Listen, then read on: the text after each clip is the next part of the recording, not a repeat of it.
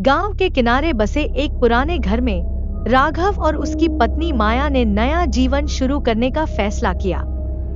वो दोनों शहर की भागदौड़ से थक चुके थे और शांति की तलाश में इस गांव में आए थे। घर तो पुराना था, लेकिन शांत और चारों ओर जंगल से घिरा हुआ। एक रात बारिश हो रही थी। बाहर कड़कती बिजली और हवा की आवाज से माहौल डरावना लग रहा था। अचानक माया के फोन पर एक अनजान नंबर से कॉल आई। उसने कॉल उठाई, लेकिन दूसरी तरफ से सिर्फ सरसराहट की आवाज आई। माया ने इसे अनदेखा कर दिया, लेकिन कुछ देर बाद फिर वही कॉल। इस बार माया ने कहा, कौन है? आप क्या चाहते हैं?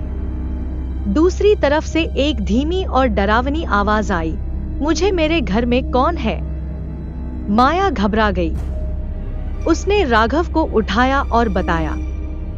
राघव ने माया को शांत किया और फोन की अनदेखी करने को कहा। लेकिन जैसे ही वो दोनों सोने की कोशिश कर रहे थे, दरवाजे पर जोर से दस्तक हुई। राघव ने हिम्मत जुटाई और दरवाजा खोला। बाहर कोई नहीं था, लेकिन दरवाजे के सामने मिट्टी में बड़े बड़े पंजों के निशान थे, जो इंसान के नहीं लग रहे थे।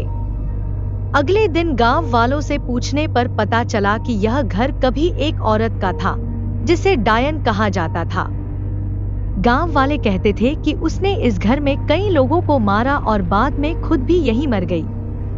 उसकी आत्मा अब भी इस घर में भटकती है।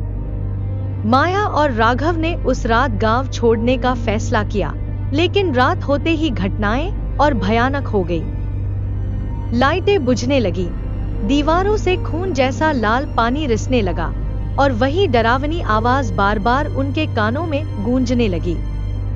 क्या माया और राघव उस घर से बच पाए, या फिर वो भी डायन की शापित आत्मा का शिकार बन गए?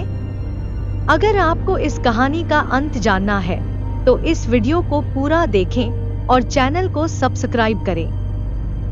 अगली कहानी में हम और भी भयानक किस्से लेकर आएंगे।